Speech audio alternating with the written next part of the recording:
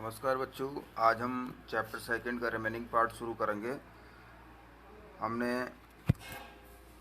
आज हमें अमाशय से शुरू करना है। देखिए, अमाशय अमाशय क्या होता है? अमाशय एक थैलीनुमा संरचना होती है।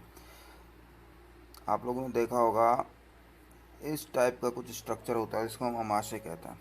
ठीक है, जो कि ऊपर किससे जुड़ा हुआ होता है? ऊपर तो ये ग्रास नली से जुड़ा हुआ होता है और नीचे ये ग्रहणी वाले पार्ट से जुड़ा हुआ होता है। ये अमाशय होता है। इसके तीन पार्ट होते हैं। एक तो ये पार्ट होता है, यहाँ से जठर रस निकलकर भोजन में मिलता है। ठीक है। दूसरा, ये जठर निर्गमी भाग होता है। यहाँ से जो होता है भोजन का निकास होता है, भोजन ग्रहणी में प्रवेश करता है। और ये जो भाग होता है ये फंडिस कहलाता है। ठीक है। तो देखिए, एक बार हम अमाशय की बात करते हैं। अमाशय मोटी भित्ति वाली एक थैलीनुमा संरचना है। ये चपटा एमजे की आकृति का होता है तथा आहार नाल का सबसे चौड़ा भाग है। ये एक और ग्रसिका अर्थात ग्रास नली से खाद्य पदार्थ प्राप्त करता है तथा दूसरी ओर शुद्रांत्र में खुलता है। शुद्रांत्र छोटी आंत का पार्ट होता है जिसके अंदर जाकर के ये खुलता है। देखिए,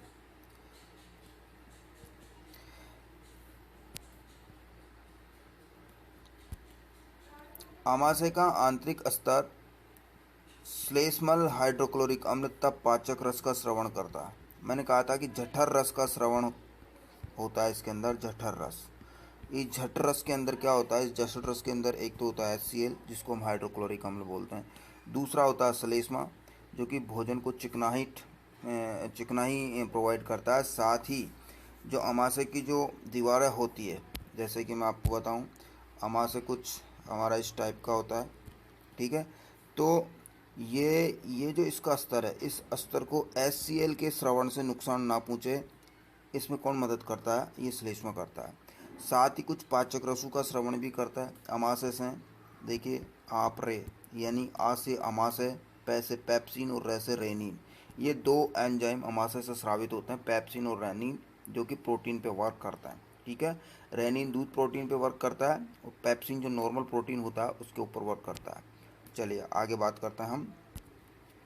श्लेष्मल अमाशय के आंतरिक अस्तर को सुरक्षा प्रदान करता है। अम्ल अनेक ऐसे जीवाणुओं को नष्ट करता है जो भोजन के साथ वहां पहुंच जाता है। साथ ही ये माध्यम को अम्लीय बनाता है, जिससे पाचक रसों को क्रिया करने में सहायता मिलती है। पाचक रस अर्थात जठर रस प्रोटीन को सरल पदार्थों में विघटित कर देता है।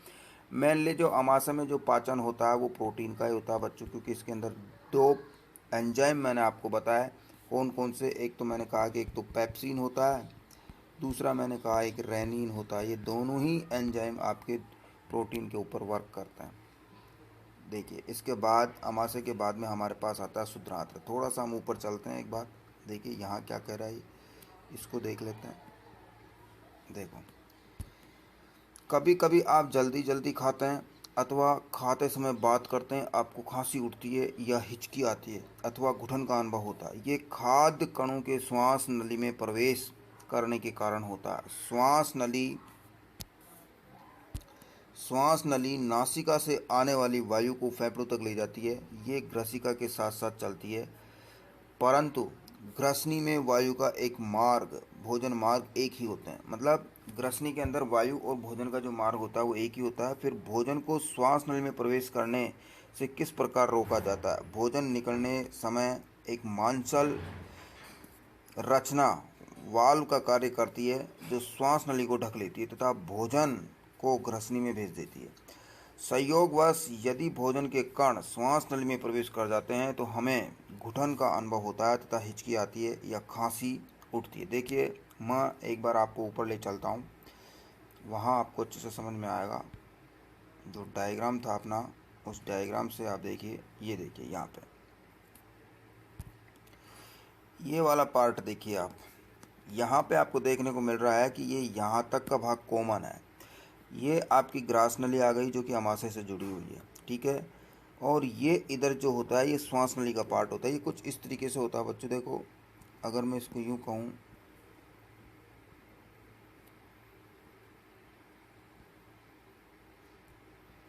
ये नीचे हमारा अमाशय आ जाता है इस तरीके से। तो ये यहाँ पर जो पार्ट है वो कॉमन होता है। ये नीचे फेफड़ों में चली जाती है। ये आपके फेफड़े आ गए, इस तरीके से फेफड़ों से जुड़ा हुआ होता है ये पार्ट। तो ये नाक है और ये मुंह है। जब आप भोजन ग्रहण करोगे तो भोजन को चबाने के बाद में भोजन इसी रास्ते से आएगा। जब आप सांस लोगे तो सांस भी आपका इसी रास्ते पे आएगा, और ये दोनों यहाँ पर कॉमन होता है। तो एक्चुअली में होता क्या है कि इसको बोलते हैं हम श्वास नली, इसको बोलते हैं ग्रास नली या भोजन नली। तो जिस समय आप खा रहे होते हो उस समय अगर आप बात करते हो तो सांस अंदर आती जाती रहती है। तो भोजन को निगलते समय अगर आपने बात करी तो भोजन के कण क्या होते हैं, इस ग्रास नली में जाने के बजाय इस श्वास नली में चले जाता है, और उस कंडीशन में आपको क्या होती है, खांसी होती है। ठीक है, तो इसको रोकने के लिए यहाँ पर एक मांसल संरचना पाई जाती है, या आप यूँ कहिए कि एक ढक्कन पाया जाता है। क्या पाया जाता है, एक ढक्कन पाया जाता है यहाँ पे। ये स्ट्रक्चर है हमारा, जैसे मान लीजिए इस तरीके से, ये नीचे हमारे से आ गया, तो ये यहाँ पे एक ढक्कन पाया जाता है। ये ढक्कन बंद हो जाता है उस समय, इसको हम बोलते हैं घाटी द्वार। इसको क्या बोलते हैं, घाटी द्वार। ठीक है, तो ये एक संरचना बनाई गई है कुदरती, जिससे कि हम भोजन को श्वास नली में जाने से रोका जाए। भोजन कहाँ जाए, सीधा ग्रास नली में जाए। बट कई बार क्या होता है कि हम बोलते हुए खाते वक्त बोलना स्टार्ट कर देते हैं, तो भोजन कण जो है श्वास नली में चले जाते हैं, जिससे हमें क्या होती है, खांसी चलने लग जाती है। देखिए अब नेक्स्ट जो अंग आता है आहार नाल का, वो आता है शुद्रांत्र। देखिए शुद्रांत्र छोटी आंत का पार्ट होता है। शुद्रांत्र लगभग 7.5 मीटर लंबी अत्यधिक कुंडलित नली है। ये यकृत एवं अग्नाशय से स्राव प्राप्त करती है। इसके अतिरिक्त इसकी भित्ति से भी कुछ रसस्रावित होते हैं। देखिए यकृत गहरे लाल भूरे रंग की ग्रंथि है, जो उदर के ऊपरी भाग में दाहिनी ओर अवस्थित होती है। ये शरीर की सबसे बड़ी ग्रंथि है। ये बात आपको ध्यान रखनी है, शरीर की सबसे बड़ी ग्रंथि कौन सी है, यकृत। ये पित्त रस का श्रवण करती है, जो एक थैली में संग्रहित होता रहता है। इसे पित्ताशय कहते हैं। पित्त रस वसा के पाचन में महत्वपूर्ण भूमिका निभाता है। अग्नाशय हल्के पीले रंग की अग्नाशय हल्के पीले रंग की बड़ी ग्रंथि है, जो अमाशय के ठीक नीचे स्थित होती है। अग्नाशयी रस कार्बोहाइड्रेट एवं प्रोटीन पर क्रिया करता है तथा इनको उनके सरल रूप में परिवर्तित कर देता है। आंशिक रूप से पचा भोजन अब शुद्रांत्र के निचले भाग में पहुंचता है, जहां आंत रस पाचन क्रिया को पूर्ण कर देता है।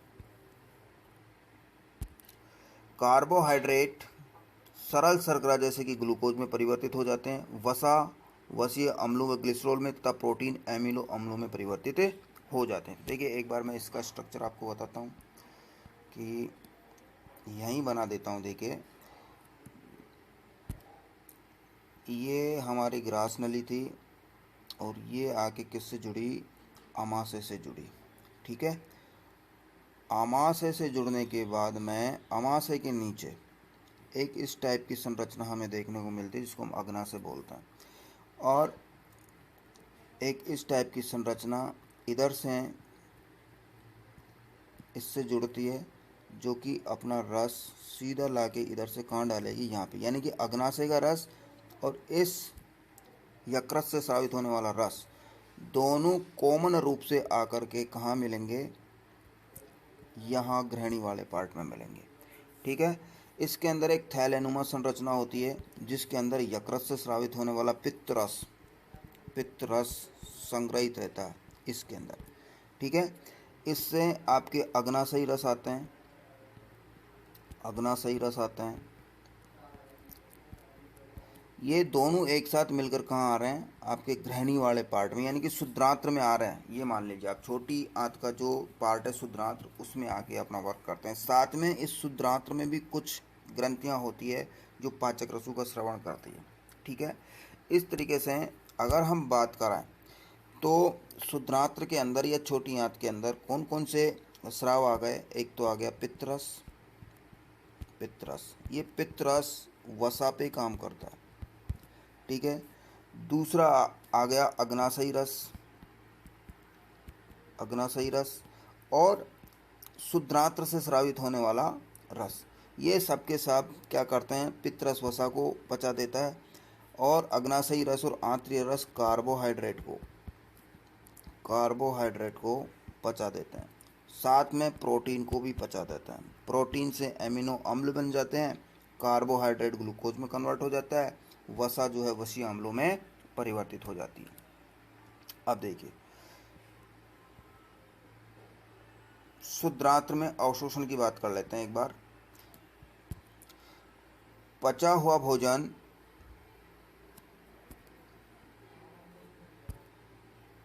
भोजन अवशोषित होकर शुद्धांत्र की भित्ति में स्थित रक्त वाहिकाओं में चला जाता है। इस प्रक्रम को अवशोषण कहते हैं। शुद्धांत्र की आंतरिक भित्ति पर अंगुली के समान उभार या उभरी हुई संरचनाएं होती है, जिन्हें दीर्घ रोम अथवा रसांकुर कहते हैं। क्या आप अनुमान लगा सकते हैं कि दीर्घ रोम की आंत्र में क्या भूमिका है? दीर्घ रोम पचे हुए भोजन के अवशोषण हेतु तल क्षेत्र को बढ़ा देते हैं। प्रत्येक दीर्घ रोम में सूक्ष्म रुधिर वाहिकाओं का जाल फैला रहता है। दीर्घ रोम का सतह से पचे हुए भोजन का अवशोषण होता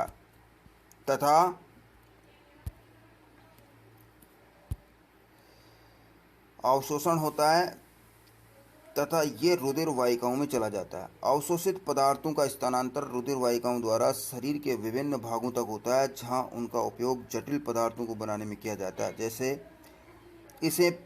इस प्रक्रम को स्वांगीकरण कहते हैं। देखिए, स्वांगीकरण किसे कहेंगे, इसकी डेफिनेशन यहाँ से निकल के आती है कि अवशोषित पदार्थ का स्थानांतरण रुधिर वाहिकाओं द्वारा शरीर के विभिन्न भागों तक होता है, जहां उनका उपयोग जटिल पदार्थों को बनाने में किया जाता है। इस प्रक्रम को स्वांगीकरण कहते हैं। भोजन आपने डाइजेस्ट कर लिया, उसका अवशोषण हो गया। अब क्या होगा, वो भोजन रक्त कोशिकाओं द्वारा या रक्त वाहिकाओं द्वारा या रक्त वाहिकाओं में तो रक्त चलेगा, और उस भोजन को अवशोषित करके संबंधित कोशिकांग, या मैं कहूँ कि संबंधित कोशिका या किसी पर्टिकुलर अंग तक कौन लेके जाएगा? रुधिर लेके जाएगा, और वहाँ पर उस भोजन का होगा ऑक्सीकरण। ऑक्सीकरण के परिणाम स्वरूप वहाँ पर क्या जनरेट होगी? ऊर्जा जनरेट होगी। इसी क्रिया को क्या कहा जाता है? स्वांगीकरण कहा जाता है। देखिए, कोशिकाओं में उपस्थित ग्लूकोज का विघटन ऑक्सीजन की सहायता से कार्बन डाइऑक्साइड एवं जल में हो जाता है और ऊर्जा मुक्त होती है। भोजन का वह भाग जिसका पाचन नहीं हो पाता है, उसका अवशोषण नहीं होता, और वह कहाँ भेज दिया जाता है? वह वृद्धांत्र में भेज दिया जाता है। और वृद्धांत्र में इसका क्या होगा? देखिए, वृद्धांत्र को हम बड़ी आंत कहते हैं। वृद्धांत्र शुद्धांत्र की अपेक्षा चौड़ा एवं छोटी होती है। मतलब नाम तो बड़ी आंत है, बट ये लंबाई में छोटी होती है, बस इसका डायमीटर ज़्यादा होता है, मतलब ये चौड़ी होती है, इसलिए इसे वृद्धांत्र कहा जाता है। ये लगभग 1.5 मीटर लंबी होती है। इसका मुख्य कार्य जल एवं कुछ लवणों का अवशोषण करना है। बचा हुआ अपचित पदार्थ मलाशय में चला जाता है तथा अर्धठोस मल के रूप में रहता है। समय समय पर उसे क्या कर दिया जाता है? निष्कासित कर दिया जाता है। तो देखिए, बड़ी आंत का जो मुख्य कार्य वो क्या है? जल तथा कुछ लवणों का अवशोषण करता है। बड़ी आंत या वृद्धांत्र में हमेशा किसका अवशोषण होगा? जल का। ठीक है, साथ ही किनका होगा? खनिज लवणों का। समझ गए? भोजन का अवशोषण कहाँ होगा? छोटी आंत के अंदर। ये आपको ध्यान रखना है। नेक्स्ट बात अपन करते हैं। अपचित भोजन को गुदा द्वारा मल के रूप में बाहर निकाल दिया जाता है, इसे निष्कासन कहते हैं। ठीक है, तो निष्कासन किसे कहते हैं, ये आपके समझ में आई बात। इसके बाद अपन थोड़ा सा एक बार नीचे एक बॉक्स में क्या कह रहा है वो देख लेते हैं। देखिए, दस्त क्या होते हैं। कभी कभी आपको जल रूपी पतले मल के बार बार निष्कासन की आवश्यकता होती है। इस स्थिति को हम क्या कहते हैं? दस्त कहते हैं। ये संक्रमण, खाद्य विषाक्तता अथवा अपच के कारण होता है। भारत में विशेषकर बच्चों में ये अति सामान्य स्थिति है। चरम अवस्था में ये घातक भी हो सकता है। इसका मुख्य कारण शरीर से जल एवं लवण की अत्यधिक क्षति होना है। इसे सहजता से नहीं टालना चाहिए। चिकित्सक के पास जाने से पूर्व ही रोगी को उबालकर ठंडा किए हुए जल में एक चुटकी नमक एवं चीनी घोलकर पिलाना चाहिए। इसे जीवन रक्षक घोल अथवा ORS कहते हैं। देखिए, यहाँ से क्वेश्चन बनता है, ORS या जीवन रक्षक घोल किसे कहते हैं? तो पानी के अंदर, उबले हुए पानी में एक चुटकी नमक और 1 चम्मच चीनी की मिलाने पर जो विलयन तैयार होता है या जो घोल तैयार होता है, उसे जीवन रक्षक घोल कहते हैं। और ये कब काम में आता है? जब बच्चों को या बड़ों को दस्त लग जाता है उस समय ये जीवन रक्षक घोल काम में आता है, क्योंकि दस्त एकदम पानी की तरह होता है और उस कंडीशन में व्यक्ति के शरीर में पानी की कमी हो जाएगी अगर उसे जीवन रक्षक घोल नहीं पिलाएंगे। तो डॉक्टर के पास जाओ, उससे पहले ही आपको ये काम कर लेना है कि उसको बार बार जीवन रक्षक घोल पिलाते रहना चाहिए। एक बार थोड़ा ऊपर और चलते हैं, एक बॉक्स और आया था ऊपर, देखिए यहाँ क्या है, यहाँ देख लेता हूँ। एक विलक्षण दुर्घटना द्वारा आमाशय की कार्य प्रणाली की खोज हुई। सन 1822 में एलेक्सिस सेंट मार्टिन नामक व्यक्ति गोली लगने के कारण बुरी तरह से घायल हुआ। गोली से वक्ष क्षतिग्रस्त हो गया तथा आमाशय में एक छिद्र हो गया। उसे विलियम ब्यूमंट नामक अमेरिकी सैनिक चिकित्सक के पास ले जाया गया। चिकित्सक ने उसकी जान तो बचा ली, परंतु वह आमाशय का छिद्र भलीभांति बंद न कर सका तथा उसने छिद्र को पट्टी से ढक दिया। ब्यूमंट को छिद्र में से आमाशय के अंदर झांकने का दुर्लभ अवसर प्राप्त हुआ। उसने कुछ रोचक परीक्षण किए। देखिए क्या परीक्षण किए उसने। ब्यूमंट ने देखा कि आमाशय भोजन का मंथन कर रहा था। इसकी भित्ति से तरल स्रावित हो रहा था जो भोजन को पचा सकता था। उसने ये भी देखा कि आमाशय शुद्रांत्र में तभी खुलता है जब आमाशय में भोजन का पाचन पूरा हो जाता है। देखिए हमने पढ़ा कि आमाशय में भोजन 3 से 4 घंटे रहता है। आमाशय के अंदर कर्मानुकुंचन की गति चलती है। आमाशय की दीवारों से जठर रस स्रावित होता है जो भोजन का पाचन करता है। तो ये सब चीज़ें अपन ने पढ़ी है, बट अपन ने देखी नहीं कि आमाशय किस तरीके से वर्क करता है। तो ये जो चिकित्सक था ब्यूमॉन्ट, इसको ये अवसर मिला क्योंकि एक्सीडेंटल केस था और ये उसकी क्या कर रहा था, उसका उपचार कर रहा था। तो आमाशय के अंदर छेद हो गया, तो आमाशय के छेद को तो वो बंद कर नहीं सका, क्योंकि देखो जहाँ भी स्किन के अंदर कोई क्षतिग्रस्त हो जाती है तो ऐसा तो कोई उपाय है नहीं कि स्किन को तुरंत ठीक कर दिया जाए। स्किन अपने आप कोशिका विभाजन करती है, वहाँ की कोशिकाएं विभाजित होती है, नई कोशिकाएं बनती है और वो धीरे धीरे उस स्किन को रिपेयर करती है। ठीक है, तो ऐसा ही कुछ केस आमाशय का था। तो उसने उस छेद को क्या किया, पट्टी से बंद कर दिया। और उस समय जब वो पट्टी हो सकता है बांध रहा हो उसके, तो उसने अंदर देखा होगा। तो अंदर देखा तो उसने जो अंदर की जो एक्टिविटी थी आमाशय की वो देखी। तो उसने देखा कि आमाशय जो है क्रमानुकुंचन की गति से बार बार दबता है, फैलता है, सिकुड़ता है, फैलता है, जिससे भोजन क्या करता है, भोजन का मंथन होता रहता है। दूसरा, आमाशय की दीवारों से कुछ रस स्रावित होता है, जैसा कि अपन ने बात करी कि श्लेष्मा स्रावित होता है, HCl स्रावित होता है। आमाशयी रस के अंदर एंजाइम्स होते हैं, वो क्या करते हैं, भोजन का पाचन करते रहते हैं।